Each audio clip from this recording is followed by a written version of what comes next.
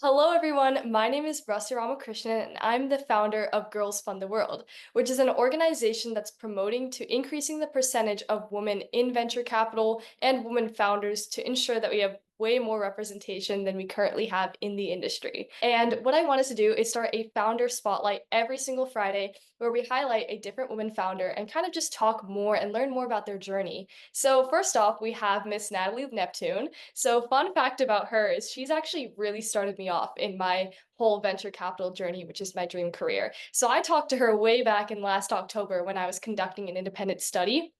And I've just learned so much from her back then.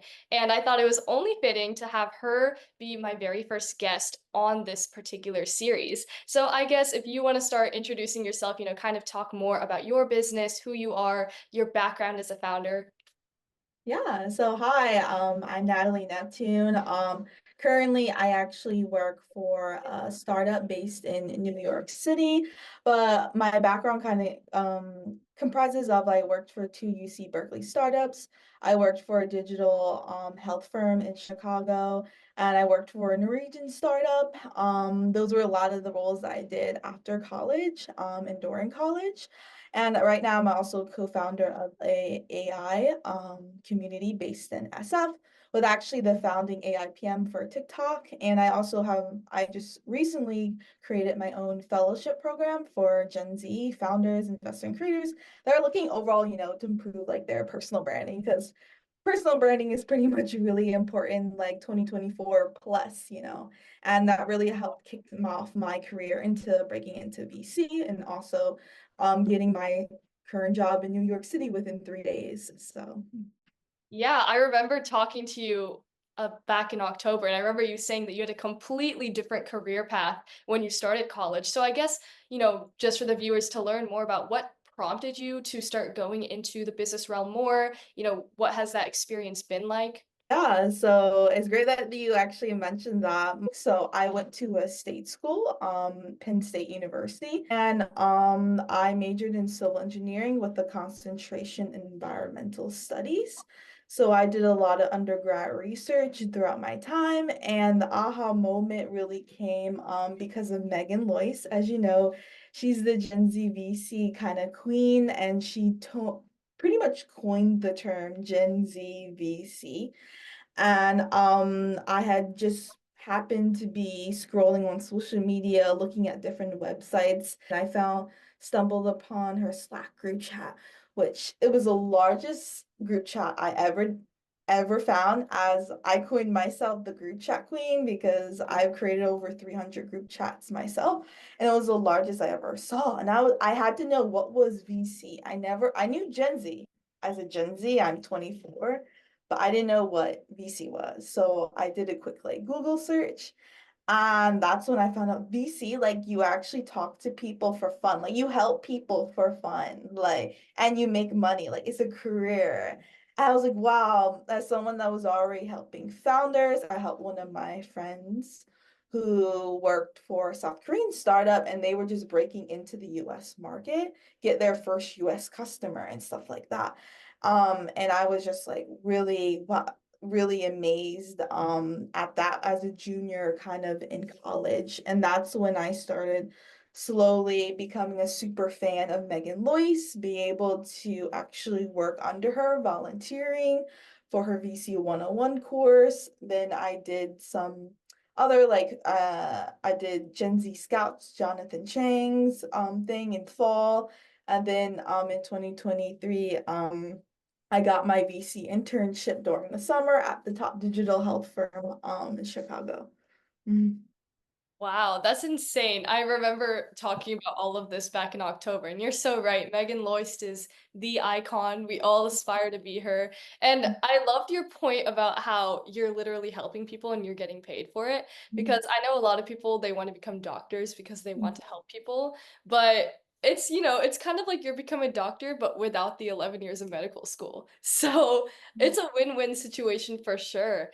But I guess I'm curious to know what was your biggest challenge, or I guess maybe even fears about transitioning? Because I know a lot of kids, they feel like, where they start off in college is where they have to end. So I guess, like, what are your biggest fears going into that change, and what helped you feel comfortable transitioning from complete opposite ends of civil engineering all the way down to BC. It was more like I did everything on the side. So I was pretty much, I say like Hannah Montana, the best of both worlds. During the day, I was attending all my civil engineering classes. Sometimes like when I was volunteering for Megan Lois, I'll be doing community engagement because it was a course. I think it was a VC 101 course on this platform called Maverin, where like experts pretty much do a course, share their advice. It's like live video chats. So they also had a platform, and pretty much I was like making sure everyone felt like, happy and pretty much really engaged in our community. So pretty much what from that experience, I sometimes did some of that stuff during school time, but mostly during night. I did like Gen Z Scouts. That was the end of 2022. I did that program, and that made me build my own personal brand. I built my newsletter, my brand, the group chat queen. I started getting more active on X and on LinkedIn because of that program, and became more active on LinkedIn beginning of like 2023 and the 2022 because of Megan Lois. She had posted saying we need more Gen Z on LinkedIn, and that's how I got the top LinkedIn Voice Award for Next Gen alongside Megan Lois actually, because I just was like posting a lot about my stories and experiences. So overall, I really think it was like totally like my faith in God, and I think the support of my parents that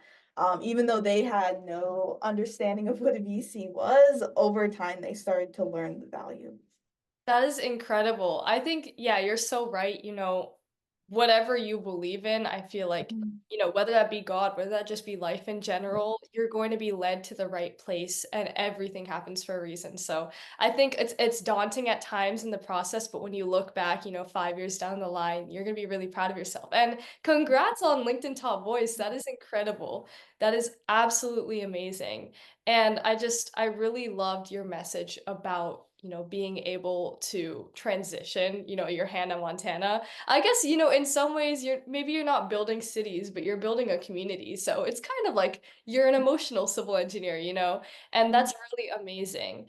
Another question that I did have is this is kind of going way back to when you were Mhm. talking about, how you were Hannah Montana, civil engineering by day and then VC by night. How did that impact your personal life? Like, how did you balance that? Because I feel like that sounds, in my eyes as an incoming senior, I haven't been through college yet. In my eyes, that sounds like a lot to handle. So I guess how did you balance that? Do you have any advice for any high schoolers that are kind of looking to juggle two things?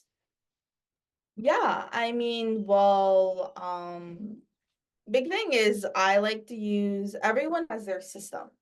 And you just have to find the system that works for you. So I'm big on like trying, you try out all those, like, when you're scrolling on TikTok, you're scrolling on social media, you see all those, like, oh, this is how the best productivity tip for you to do. And you're like, oh my gosh, let me try this. And it's like, this doesn't really fit me. I think it's big on like for you, like, as like your viewers, is like really just figure out what works for you. So just testing out different things and stuff. I learned over time, like, I'm really good. First, I was like handwriting things on like a physical calendar. Now I turn to digital because the issue is when I would put that physical calendar into my book bag, it would get like all wrinkled because all my papers would get like crumbled. So like a big thing I would say is just like try out all those different methods and figure out what works for you. I know a lot was like I did a lot of schoolwork during the day, but I learned with my major that literally C's get degrees. As long as I passed, I would be fine because with my major civil engineering, as you probably heard, like most people don't go into that major. So it's like a guaranteed job. They don't even look at your grades. I learned so many people that graduated. They're like, yeah, they didn't look at my grades. They didn't care. They're like, all they cared was like, oh, you graduated. And some people got the job before they graduated. So I knew grades didn't matter as much, and I focused more on my experiences, so getting internships. That's how I got some internships that through UC Berkeley. Then I also focused on research experience, so getting the academia side because that's when I thought I was gonna get a master's, but I decided to not to. And then going into the other component was like, doing those stuff to get me ready, prep for VC. So finding those like fellowships, I did Gen Z Scouts and I did Megan Loy's VC 101 course and her mentorship program on the side, but a lot of that stuff was like later at night. So Jonathan's course was like 10 p.m. or something. And then, so I had plenty of time throughout the day to get work done. And usually I studied by myself just because it was on my own time. So I will always go to the library. That was like my space that I would go in between classes. So I definitely say overall, like figure out what really works for you based on your, certain priorities and stuff like that. And you can like overall find what works best. Yeah, that's actually very, very true. It's definitely not a one size fits all situation. I mean, Mhm, now I'm kind of ending my high school journey, starting to close that chapter. And I can mhm, definitely say that whatever I did freshman year does not work for me now mhm. because I've changed as a person. And even, I guess just the certain classes I'm taking, certain strategies work differently. That's definitely true.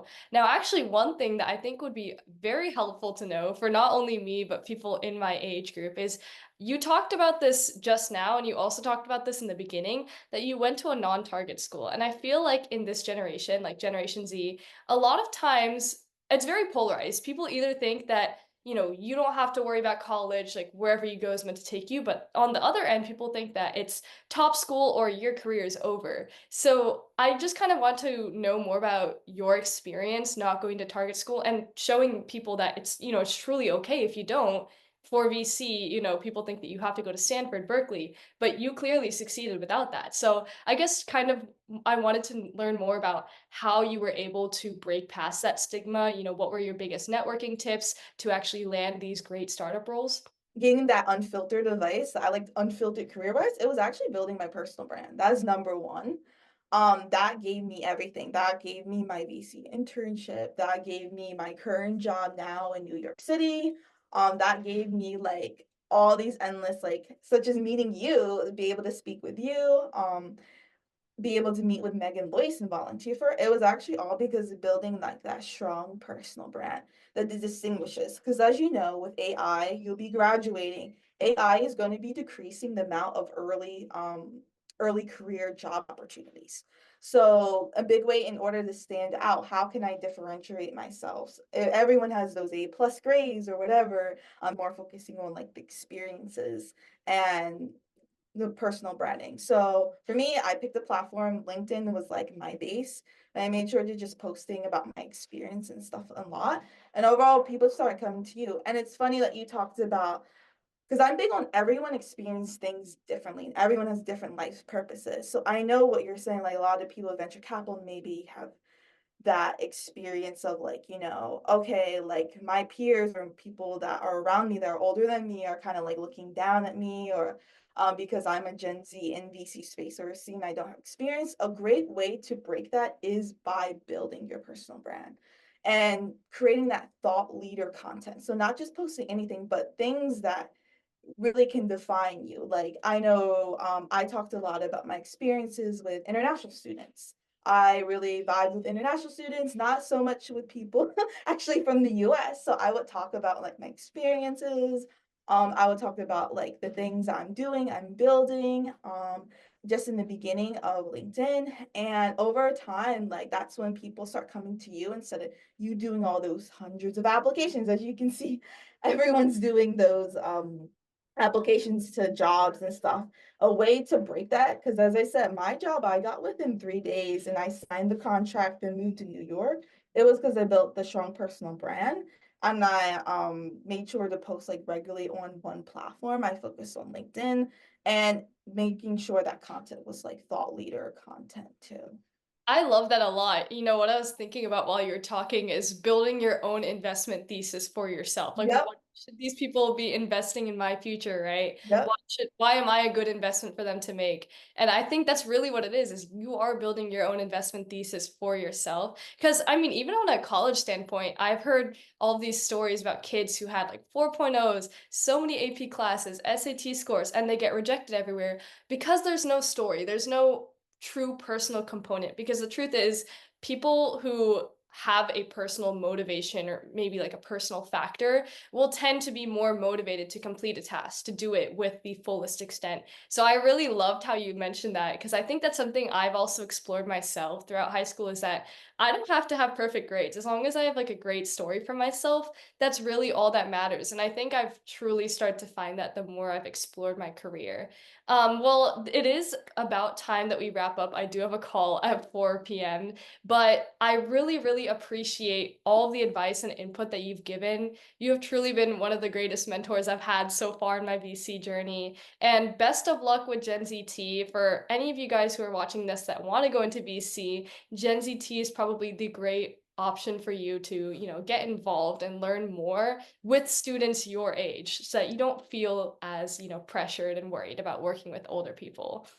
But yeah, I really appreciate your time today and thank you so much. Yeah, it was great meeting you too. Have a great rest of your day.